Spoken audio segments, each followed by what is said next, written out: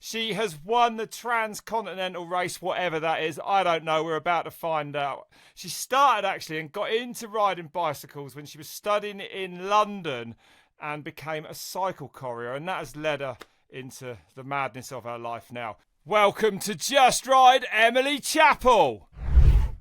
Emily Chappell, thank you so much for joining us, the winner of the Transcontinental Race in 2016.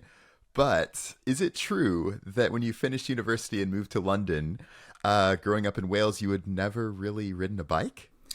I kind of had a bit, but only as much as any kid rides a bike, and actually a bit less because I lived in the middle of nowhere, so I had no friends to ride with.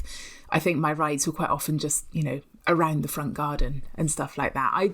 I did a few times, but you wouldn't have looked at me as a kid and thought, oh, she's the one who's going to go on to win races. Right. Well, what did you go to university for? What did you study? Oh, I was very academic. I studied English and then I did another degree in South Asian literature. And then I graduated in the middle of a global recession. There were no jobs. And so I did the logical thing and I became a cycle courier. Well, I think that it's interesting for me because that academic career leading into a bike courier career seems like the most opposite thing I could imagine. Like I imagine bike couriers being, raucous and, weaving in and out of cars. Like how did that work? Oh, I was the least raucous courier. I really undermined the stereotype in every way. I would diligently stop at all of the lights. I considered myself an ambassador for good road use, but I did get into going really, really fast. So one of the awesome things about being a courier, you ride your bike in and out of traffic day in, day out. So it becomes second nature. You become really, really good at it. And I had never been good at something physically before. And it was exhilarating, the feeling of the skill.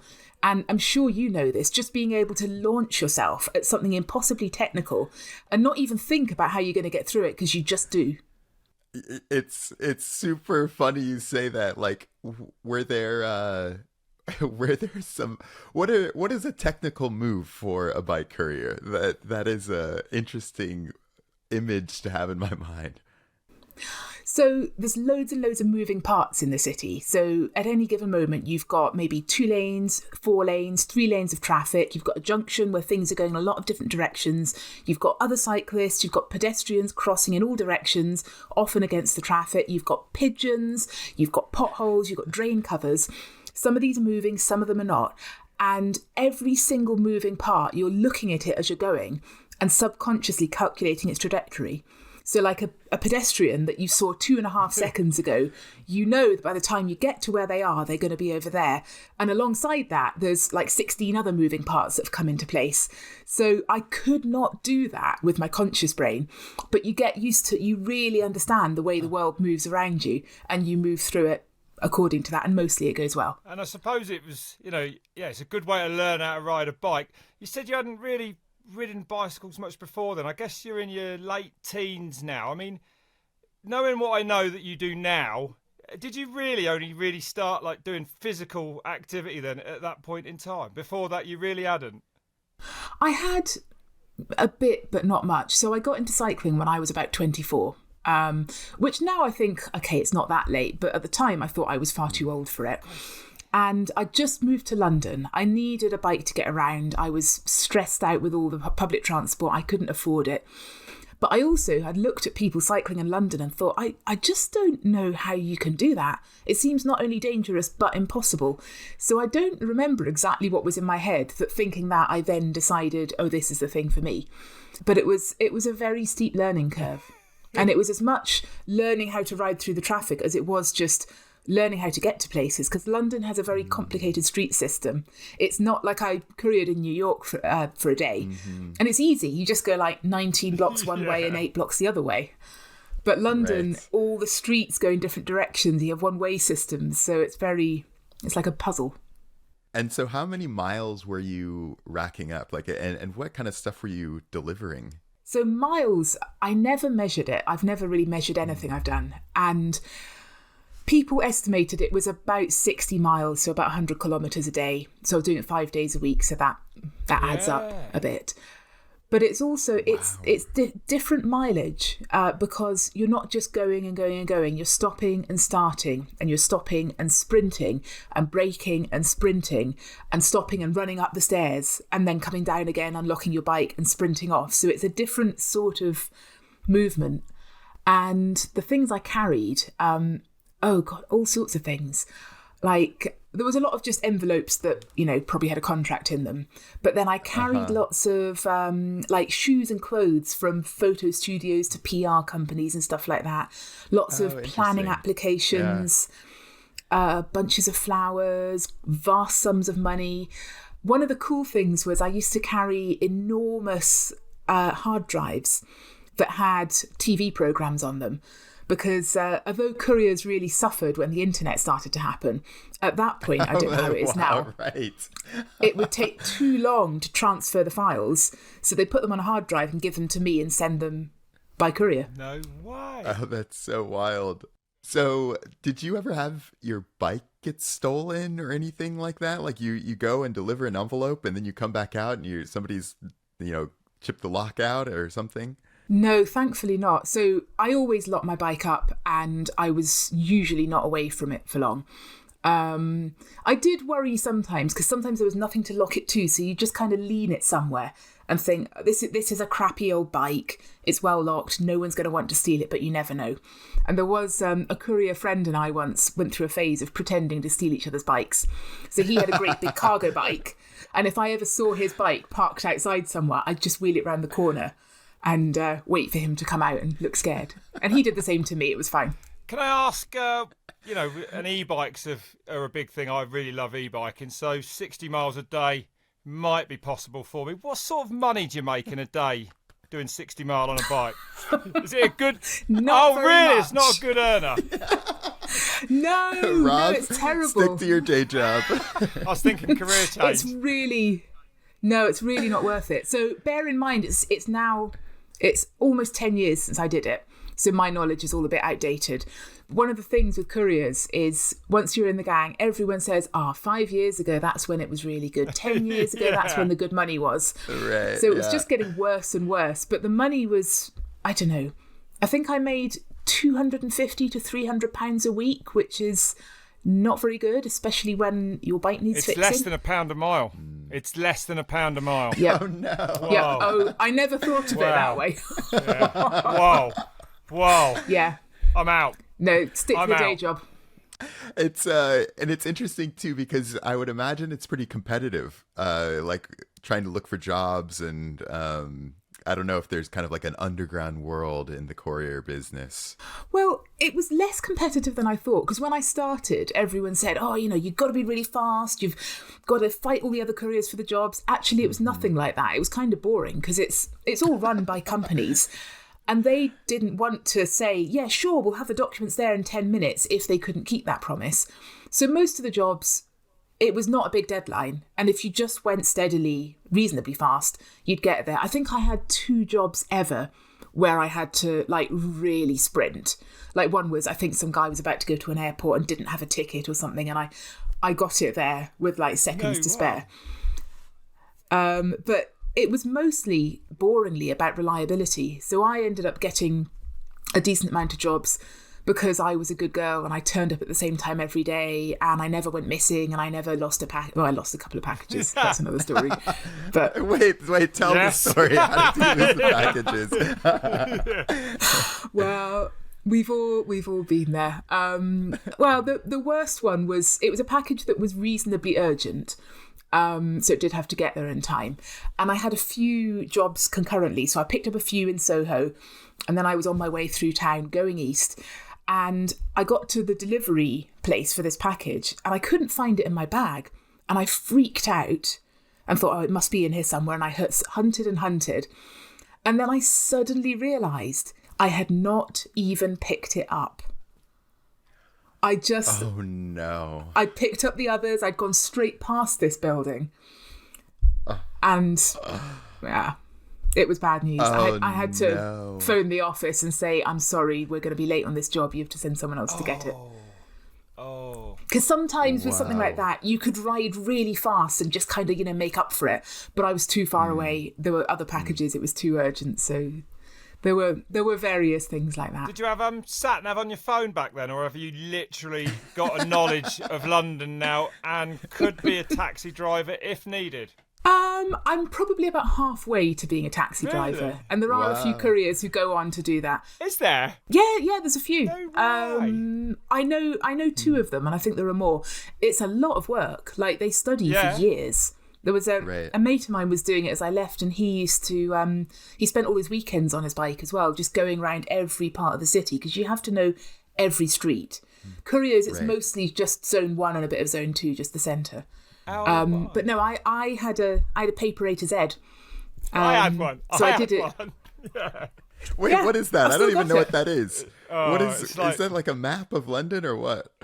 It's like a whole book of maps of London, because it's such a big place. So it's about 2/3 of the book is just pages of maps, really detailed maps, and the other third is an index. So if they're like, go to Baker Street, and you're like, oh God, where's Baker Street? You find it in the index. It gives you a page number and coordinates, and you have a look, and then you think, okay, right, that's near that place I know how to get to. So you plan it all in your head. It's about that big, right? So you end up, as I remember, you're like, it's honestly Google Maps, iPhone. I got through quite a few.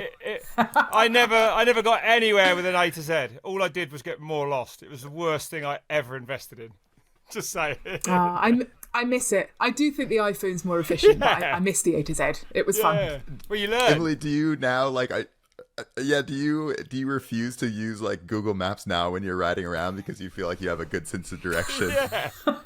No, I still use it, and I tell you what, I get lost in London now, or at least I ride around, and stuff has changed. It changes really quickly, so I don't live there anymore. Right. Whenever I go back, like, I find I'm going one way and suddenly a bike lane takes me off another way. Or I get to somewhere I thought I was going to find something, and like the street's all different. There's a new building, and the cafe I wanted is closed down. It changes very quickly. And Emily, you've written 2 books on the topic. What are they called? How did you decide to write the books? Right, so the first book is about being a bike messenger, and it's called What Goes Around. And I wrote that. I mean, the boring story is I wrote it because a literary agent approached me and said, hey, you should write a book. But I wanted to write it because I wanted to work out for myself why I had done this boring manual labour job for 6 years and not got bored with it. Because I thought, I've got a lively mind. I'm an educated person. I'd never stuck with a job longer than 6 weeks. This, I could have done it forever. I wish I was still doing it. So the book was sort of an exploration of that, really, and a chance to get all my stories down. And what was that insight? What did you what was the conclusion you came to? Well, I didn't come to a conclusion, but in the process of putting it all down, I realised there's so many different parts to this job. There's the people, there's the fact that you get to know London really well, there's the physical side of it, there's, as I was saying, the high level of skill you get that is really intoxicating, there's all the different sorts of history that you discover as you go, and it never got old. No, and as cities go, like you say, on planet Earth, London's got so much history. It must have been amazing to see it all, and you really discovering London. I go up there a lot. I only live just outside it, and I only skim the surface. Like, it's as good as New York, right? When you get into it. Yeah, I love it because I still don't feel like I know it properly, and yet what I really like is if I watch a film or any program and there's a scene in London, if it's like 2 seconds. Often I'll see like the corner of a building and think, oh, I know where that is. Yeah. Yeah, you would have ridden a lot of London then in 6 years, wouldn't you? You covered most of it. Well, only the central bits. I mean, I know quite a lot of the other bits, but the detailed knowledge is just like the main city centre. Yeah, you said that. Yeah. Still quite big. Well, that's right. And so you were doing about 300 miles, 400 miles a week. And this is obviously where things develop from, right? Into what you do now. Yeah. So, the story I always tell people is that I was on my way home from work one day, and I think my brake cable had snapped or something like that. And I stopped off in Brixton Cycles to get another one. And I walked in moaning about the fact that my stupid bike had broken again. And one of the mechanics said, come on, Emily, you do loads of miles. You know how this works. That's why your bike keeps breaking. And so I fixed the bike and I rode home thinking about, I guess maybe I do quite a lot of miles. I wonder how many miles I do a week. I wonder how many miles I've done since I started doing this. Wow. I wonder how many times around the world that would be. And that was one of the moments where like a little light bulb came on and I thought, oh, maybe I should cycle around the world. And that was my next big thing. And you have cycled around the world, haven't you? Not all the way. So I was out for about 18 months. And after 18 months, I thought, that's enough for now. But I'd kind of caught the long distance bug a bit by that point. And while we're on that, so you probably know better than me. Did Mark Beaumont ride around the world in, was it 80 days? How many days was it? Or am I thinking of 79? My goodness me, because you said you didn't make it in 18 months. I know. That's insane when you put it like that. That is insane, right? When he rode, what is this? So Mark, correct me if I'm wrong, Emily, but Mark Beaumont holds the record, right, for the fastest cycling around planet Earth. If you come at the end of a landmass, you can go north or south or backwards, you know what I mean? So you get on a plane and he actually circumnavigated the whole of planet Earth in 79 days. He worked out, didn't he, that he could cycle for 22 hours a day at a certain speed and sleep for 2 hours. It was something like that. Then he knew he could make it. Are you tempted by a challenge like that, Emily, or? I have thought about it, and I mean, we might get onto this a bit more when we get into the ultra racing stuff. I have thought about it. I think ultimately, for me, it would be too much admin and too much pressure. And I just want to ride my bike. And also, I kind of like stopping. Like, sure, I want to ride 200 miles a day, but I also want to stop in a cafe. And Mark Beaumont does not stop in cafes. Like, I want the big miles, but I want the fun as well. I love that riding around the world is too much admin. Yeah. Well, Emily, tell us about the Transcontinental Race. Tell us how that came about. We know nothing about it, so give us an overview of what it is and how you even thought to do it in the first place. Okay, so the Transcontinental Race was started in 2013, so this year will be the 10th anniversary, and it was founded by a man called Mike Hall, and at that point he was the record holder for cycling around the world very fast. He had done that in 2012 when I was busy doing my much slower, not quite round the world thing. So I was kind of aware of him, and he had done, I think he'd averaged about 200 miles a day. And I'd done some sections of my trip where I was averaging over 100 miles a day, but I was like, this is just impossible. This is beyond. How could a human being do that? So like I'd heard about this Mike Hall and I was kind of in awe. And the following year, he founded this race that was, at first, it was very much a kind of grassroots, small bunch of people. Let's just see what happens. If we meet in London, we all set off at the same time, we cycle to Istanbul, no support, exactly. Yeah. No outside assistance. The clock never stops. So obviously you got to sleep, but you decide how much you sleep. And I think at that point there were 3 checkpoints you had to go through. So everybody was kind of more or less on the same route. But you plan your own route as well. And it was a massive hit. So I think the next year there were maybe 100 people. And the third year, having watched it for a couple of years, I signed up. And I was really nervous about this because I'd done big rides and I'd been a courier. But I'd never raced. I'd never been competitive. And I hadn't really thought about the fact, I mean, I knew I was strong and fit, but that was just like a byproduct of what I did for a living. I'd never thought about using it. So I felt like I was a complete novice. But long story short, I turned out to be okay at it. So you won it in your first year? No. The first year, I made a terrible mistake. It went better than I expected. So I got overconfident and I thought, right, sleep is for wimps. I'm just going to go without sleep. That's how you win.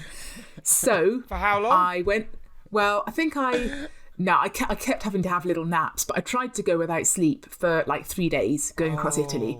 What? Didn't go well. I got into Slovenia and I ended up in hospital. And the nice doctors told me that I would be fine, but I should probably stop. So I did. And the next year, goodness. yeah, I went back thinking, okay, I realised that was a mistake. Let's do this sensibly. And what if I can ask, what hospitalised you then? The lack of sleep or the physical side of things? Well, I was very out of it at the time. Yeah, because so, you can go kind of mad, right, with sleep deprivation. Right. Yeah, I was disappointed because I never hallucinated. Everyone goes on about their hallucinations. I have never had them. Unless I was hallucinating like I don't move in Italian your motorbikes. I just imagine you riding around and then just like falling asleep on the bike, dreaming a little bit, and then like coming back up. That is not too far from the truth. It's not necessarily safe. I was getting a little bit out of it and I was having naps by the side of the road. Actually, a story you'll like about that period when I was not quite awake riding across Italy was one morning I'd ridden through the night. I'd had a couple of little lie downs in fields along the way. And eventually, about 6 or 7 in the morning, I got to a cafe that was open. So I went in and I ordered an espresso. And the guy behind the bar kind of looked at me in quite a funny way. And I thought, oh, fine, I probably look terrible at this stage. And then as I sat down at the table, this slug fell off the brim of my cap right next to my coffee. I do not know how long it had been there, but clearly when I was lying in the field. Oh, my God. I don't know what's more gnarly, that you had a slug there, that you didn't know the slug was there, or that the dude making you coffee was just like, yeah, love slugs, no worries. Sweetener? No, I'll have a slug.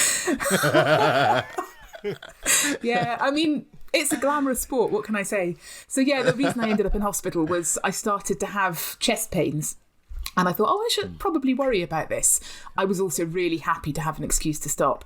And they never figured out what it was, but they checked all the important bits and they said it's probably your intercostal muscles, just like calm down a bit. No way. And you never had it since, I guess, so you're all good. I have a couple of times. It always happens when I've been overdoing it, when I'm very tired, and when I stop and rest. So I had just had a sleep, and that was, I think, what set it off. Huh. So I'm not worried about it now. And so you did it the first year, had to bow out in Italy, and when you came back the next year, does the route change? Did you kind of know it already? Like, what is kind of the structure of the race? It changes every year, which is really nice because it means that there's never any records to break. Because that gets quite boring. Yeah. If it's the same every year, you just get a smaller and smaller number. So, yeah, different race every year. So the second year I did it, it started in Belgium by this point, in Gerardsbergen, with a lovely cobbled climb. And the checkpoints, let's see if I can remember, were in Clermont-Ferrand in France, and you had to go up close to Puy-de-Dôme. So they always put the checkpoints in mountainous areas. So you could pick the flattest, fastest route, except you were going to have to go into the mountains to get to the checkpoints. And then they really cleverly, they put one in Grindelwald in Switzerland at the western end of the Alps. Then they put one in the Dolomites at the eastern end of the Alps. So we all just had to go straight through the Alps. And then then the last one was in Montenegro on the way to Turkey. So that was... Sounds like an aeroplane would be the way to get between the checkpoints. Totally. Yeah. Well, I look back now and think I did that in 2 weeks. No. A sensible time to do that in would be 3 months. Like I've done that before in 3 months and it was quite nice. So 2 weeks. And how far do you ride a day then? How many hours you do in a day to do that in 2 weeks? So I decided that year that a sensible amount of sleep was 4 hours. So I had 20 hours of waking time. What? But on obviously the bike? I wasn't cycling that whole time. I like a cafe stop. Cafe stop. No so problem. What, 19 hours, 45 minutes? I don't know. But like, how many hours? This is about to blow my mind. In terms of distance, I was doing round about 300 kilometres a day, so about 200 miles. And that would vary a bit. So if it was flat, I'd probably do a bit more than that. In the mountains, not so much because you're climbing. Yeah. So it evened out to about 300. Every day to get up and do that again. That's on 4 hours sleep. Getting up is the hardest bit. Yeah, I bet. Take us through now your win. What did that feel like to win the race after these years? It was amazing. it was a weird experience. I wasn't expecting necessarily to win. I mean, obviously, if you enter a race, everyone in that race has a little fantasy about winning, even if they don't have a hope in hell, because it's a race, obviously. That's why you start, yeah. Right. But I just wanted to finish. I wanted to see how I did. I wasn't thinking I'm going into this as the winner.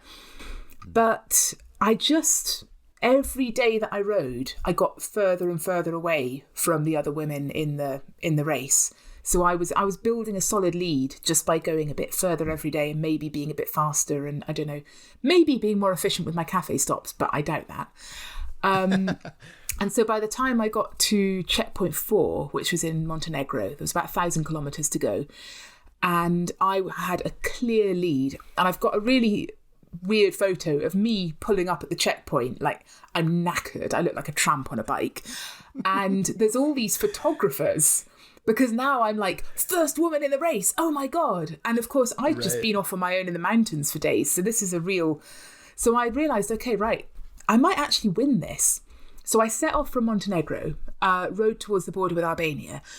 And just before I got to the border, I saw a hotel. So I checked in for the night because I hadn't slept indoors for a few nights. I thought, let's have a wash and good night's sleep. And then, so I was in this hotel on the border with Albania, and I checked Twitter just to see what people were saying about the race. Because, of course, all the racers have a GPS tracker on them, and people at home can watch them moving across the map.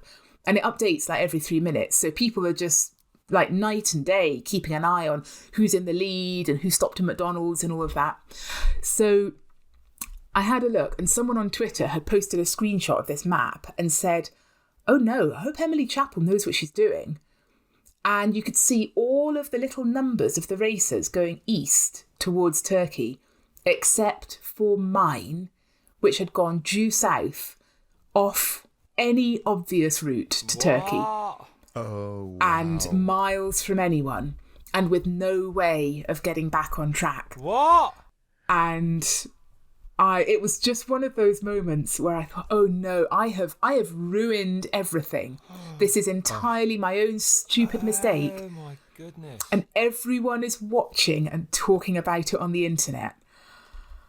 So I kind of panicked a bit, and then I thought, well, I can't do anything about this now. So I had my 4 hours sleep, and I woke up in the morning and I was still in Albania and thought, right, let's check the route. Because I'd planned to go this way. It just wasn't a very good way.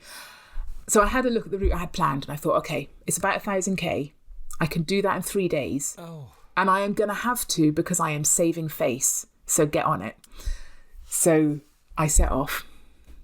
And long story short... Oh, so you rode 330K a day for 3 days, and like how was that the last checkpoint? Was that the finish? Yeah, afterwards? that was the run into the finish. Oh. So I went through Albania and had a great time, actually. 24 hours in Albania, wonderful place to cycle. And then into North Macedonia and into Greece, and then I sort of met other riders. So our routes had reconverged. And we headed through Greece towards the border with Turkey, occasionally seeing other people. You're mostly on your own. And I had a very panicky final afternoon because, again, someone on Twitter had said, oh my God, Johanna, the other woman, is gaining on Emily. And I thought, oh no, she's going to catch me. And then a bit later, someone else said, dude, she's like 400K behind you, calm down. So your route was good, was it? Your route was actually... No. It wasn't... My route was terrible. It was. I could have got there a day earlier. Oh, no way. Yeah. No way. Wow. I mean, I was still the first woman, but I could have beaten a lot more of the men if I had not gone through Albania. But I made it. I made it to the finish. The last 12 hours were the longest of my life. I had assumed that I would get some kind of like finish line energy and be like, oh my God, I'm nearly there. I feel great now. I didn't. I was so tired, and every single part of my body hurt in a different way. No way. So like the only way to distract myself from how much my hands were hurting was to think about how much my knees were hurting, or my feet, or my throat. And it just did not end, but then it ended. What's the mental toll like? Because to put yourself that through is that, interesting. And on that, just on such a small amount of sleep, it's absolutely unfathomable to me. I couldn't imagine. I can't even conceive how it's possible, quite honestly. I can't. I don't know how you can ride a bike all day, one day on 4 hours sleep, yeah, let alone one after the other. It's madness. It surprised me when I first started doing it. So one of the very earliest rides I did, like back in my early 20s, was with a bunch of people who rode through the night from London to Brighton, which is like 60 miles. I've done it. And, oh yeah, what, through the night? No, I've done London to Brighton, though. Well done. Walked up Ditchling Beacon. Yes. Yeah. So I had thought, how can you'll be asleep, how can you ride through the night? But the cycling keeps you awake. And so I was already used to, you can ride through the night. And as long as you're moving, you're mostly fine. And when you're not fine, then you stop. It does put you in a really weird mental space. So I think for a lot of the 2 weeks, I was on a bit of a high. Like, I was having a great time. I was really, like, my mind was really open to everything around me. I didn't get bored. Like, I wasn't listening to anything or reading anything. No, so it was just like me, my thoughts and what was going on around me. But a lot of the time, it felt like I was either like on a higher mental plane or in some cases just like very, very focused and in the zone. Like meditation, isn't it? Maybe, you know what I mean? Like that little sleep and the rhythm all day, just, I don't know. Yeah, and I had emotional ups and downs, and when you're that sleep deprived, you can't really regulate them. So when I was feeling a bit sad, it was like, oh my God, literally the end of the world. And when I was happy, I was overjoyed. Yeah. And then, of course, you get a massive come down at the end. So I was fine throughout the race, but then once you finished, physically and mentally, like within a couple of hours, my body had just stopped working. So I had been like riding fast right up to the last day and like feeling like, oh my God, I don't know how I'm doing this after 2 weeks on the road. Yeah. But then like a few hours after I stopped, I couldn't even walk up the stairs. And it was so strange. I've always thought about like the just the time with yourself in those moments. I mean, like even when I talk to my friends that ride gravel and it's 6 or 8 hours, but did you have a mantra? I always think you kind of think about everything you've ever thought about 5 times. Did you solve any world problems? Like what was your mental space like in those moments? Oh, all sorts of stuff. So, I mean, first of all, by this point, I'm really used to spending time on my own because, oh God, I mean, actually, I was a loner child. Then I was an academic, so you're on your own. Then I was a cycle courier. And although you're surrounded by people and you interact with them, like you're doing your job on your own. Yeah. You're on your own all day. You don't really have colleagues that you spend time with. And then, of course, the big tours I'd done, I was on my own and often really on my own, like not seeing other people for quite a long time. So this was just my normal state and it was actually more comfortable. I mean, I really like people, but I'm most comfortable on my own. Right. And then also, I've got a really active imagination. So as I was going along, I fixed the world's problems several times over, sorted out some shit from my childhood. I fantasized about winning the race. I fantasized about winning the race in a different way. I fantasized about winning the race and I get home and the Queen has a brass band to welcome me and all that stuff. So I did not get bored. And nowadays when I'm on long rides, because I've done so many long rides, you don't actually have time to remember all that happens because like I don't have time in my busy life to think what was going on like the 5th morning of the Transcon. So I do it when I'm on long rides. If I've got hours to pass, I try and run through everything. And so what is life like now? What sort of riding are you doing? So nowadays, I'm doing a lot more gravel riding, which is nice.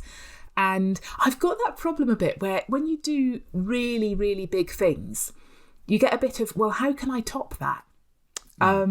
What do you do when you've cycled across Asia, you've cycled across North America in winter, you've won the Transcon?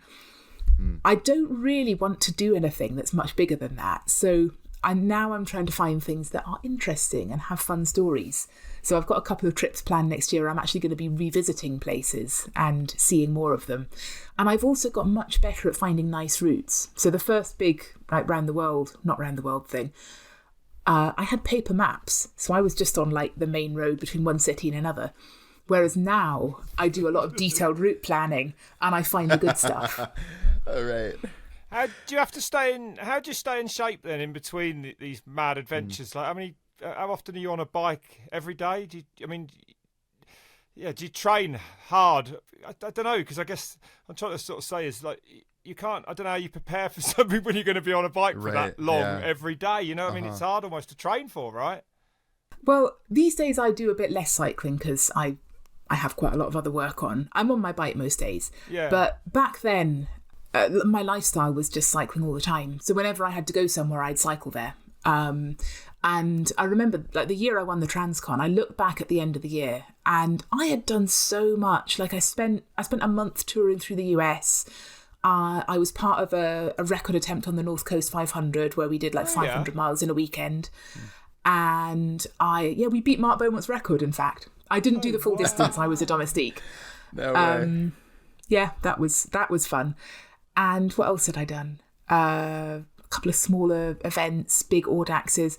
So back then, like, cycling was just my life and how I got around. And I now think, how did I fit in any other life around that? But that just was how I rolled. And like, I was always on the same bike with the same bags. So it meant that I had no sort of teething problems or anything when it came to the race. It was just, this is my happy place. I know how all of this works. Yeah. Right. Emily, we've had a couple of conversations. What you were saying about kind of how do you top your last adventure or last race. And I always think about like what motivates an athlete is now that you've done that and you've said, okay, I've gone, these crazy long distances. I've stood on top of the podium.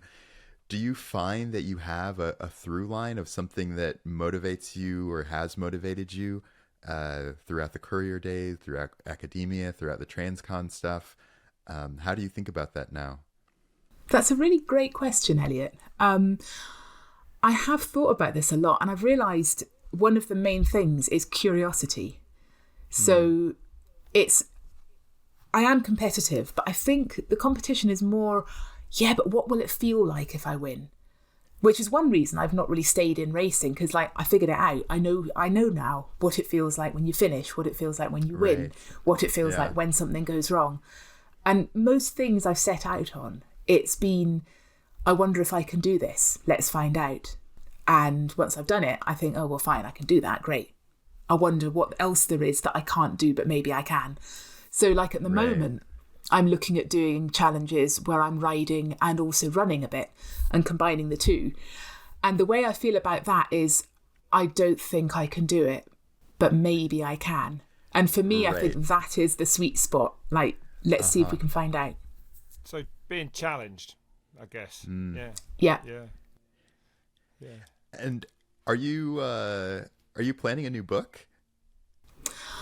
I have an idea for a book, but the idea isn't complete yet. So I don't want to carry on doing the thing of just like have an adventure, write a book. I want to do something a little bit more sort of intellectual, but it's not ready yet. So watch this space. Okay. And then I know you did go to the Tour de France last year and watch the women race. What was that like? And I don't know, do you feel like you could kind of relate to them in a way, or did you feel like it's totally different? Well, I mean, I think I can relate to them. If you ask them, they might say, "Oh, she has no idea what it's like." But I had a really good time last year because it was the first time the women had a Tour de France since the, I think, late 80s or early 90s. And I was there following the race and riding some sections of it with my friend Denise, who is a Canadian woman who actually raced in the Tour de France in the 1980s when she was young. Oh, wow, that's cool. It was so good. Just to be there with her and to see her reactions to it and to hear all of her stories and to be literally watching history being made. Like the atmosphere at the top of the Planche des Belles-Filles when Annemiek was on her way up. There were thousands of people there, and there were loads of women who had raced back in the day, and there were loads of just every sort of cyclist and every sort of person, and it was a literal high point, I think, for everyone. I'm so glad that I was there.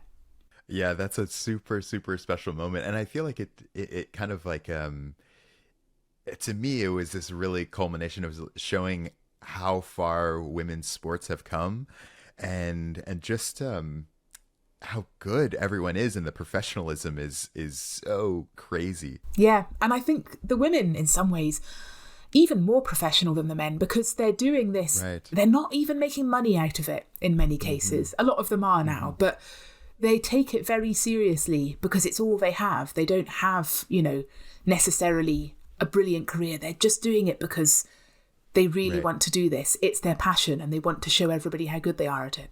Totally. And so, Emily, what is the next chapter for you? What happens next? I know you said that you had some adventures planned. Maybe give us a little sneak peek if you could. Well, my next chapter has not completely been written yet, because I've been getting over long COVID. So I've had a little over a year of a bit less cycling, which is a real downer. But you've got to do what you got to do. So I have plans for next year that involve some good old fashioned bike touring in Europe. I'd like to return to Central Asia and do a lot more detailed exploration there, because I was there more than 10 years ago now, and I want to be back in those mountains with those people. And as I said, I'm looking at cycling plus running challenges. But as yet, all of this depends on whether my health continues to improve. So keep your fingers crossed for me. Yeah, will do. The one thing I've taken from chatting to you, Emily, is that you love riding a bike, and, you've probably seen the world in perhaps the nicest way that anyone can, really, on a bicycle. You know what I mean? Because you don't miss much, do you, on a bike when you're cruising? It's really nice to ride a bike. It is. I mean, I'm not into your distances, but an hour or two, I absolutely love it. I love the short rides too. I mean, I'm almost always happy if I'm on my bike. Yeah. Oh yeah, any sort of ride. As you were saying that, and as Rob was saying that, do you think? Could you describe your maybe like top 3 stretches of road or ride that you've done, and why around the world? Oh, well, this is difficult because I'd like to give you a top 50, but I don't think we have time. So, number 1 is, oh God, there's so many good roads in mid Wales. Let's say number 1 is the mountain road between Abergwestyn and Tregaron, right in the middle of Wales. Now, Eliot, you're in Seattle. You probably don't even know where Wales is. It's one of the best places for road cycling in the world. Nobody goes really there. Surprising. You have this perfect tarmac to yourself, amazing views, very, very steep climbs. But I love a steep climb, so 20-25%. And that road is just one of dreams. Another of the top 3 would be a road I found in Albania during the Transcon, just a little bit south of the capital. And I didn't realise what this road was going to be like, but it's like a ridge. And so I went up on these gorgeous switchbacks. And then for about 15k, I was going along this road that had amazing mountain views on both sides of it. Just the landscape fell away either side of me. And it just went up and down and in and out gently. So it was like I was swooping through the air like a bird. And then at the other end, amazing switchbacks down again. And the whole time I was riding that road, I was just thinking, I need to tell the world about this. This is so good.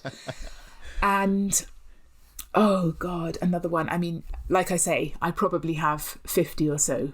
I'm trying to think which is my favourite Tour de France climb. I don't know. I mean, I'm going to remember another one as soon as I say this, but I think the final stretches of the Galibier are pretty good, just for views. Col de Portet actually is quite good for gradients, and also views. I will say I did the Alpe d'Huez climb, no problem. Just well done. Took me, in a car. Yeah, maybe took me about 3 hours longer than the tour men and women do it in, but that's, have you done Alpe d'Huez okay. on a bike, Eliot? Yeah, have you totally. Really? I'm impressed.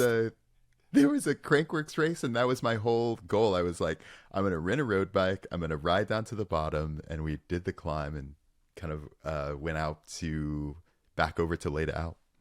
Do you know? Well Just a done. claim to fame. I'm desperate to ride up Mont Ventoux. I don't know why, because it's so iconic, and I've seen it, and I think I've probably got it in me in one run up it in a day. But Go on. I think you can do that. yeah, yeah, maybe. I love how you're just Hopeful. like, bless you guys' heart, bless you guys' heart. You're doing one climb and No, it's always hard. It's always hard. Like I have this problem now that I look at things and think, oh, well, I did 200 miles in a day, so this will be nothing.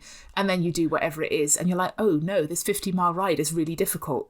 So I've got this problem now that I overestimate myself. Like if I ever go up Ventoux again, that will be hard too. I tell Rob the same thing when I'm behind him, I'm just like, you're not World Cup winner anymore,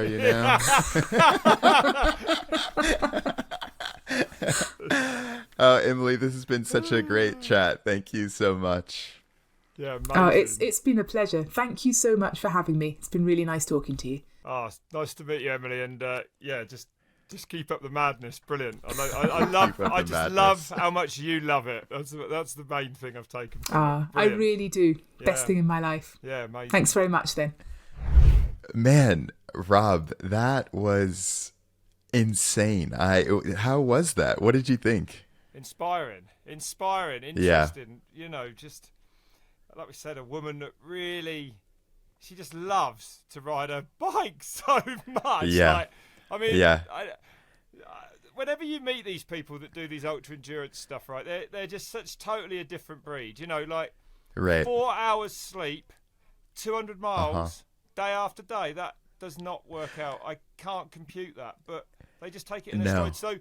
So the mental fortitude that she must have, is, and when you chat to her, in all the good ways, she's just a very down to earth, I would say, sort of Totally. normal person to speak to. But Totally. yeah, that's Yeah. right. Yeah, mad. It's crazy. I mean, and it shows the diversity of things you can do on a bike. Like we riding downhill, you're only riding downhill for 3-5 minutes, and then you have somebody who's riding, thousands of Ks, and trying to see how far they can take it. It's pretty wild.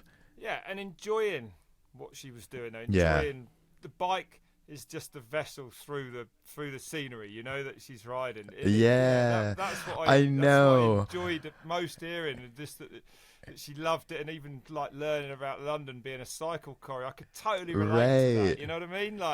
Because I used to go out and yeah. look for historical things around here on a bike as a kid. That's how I got into mountain biking a little bit. So yeah, it clicked with me. Totally.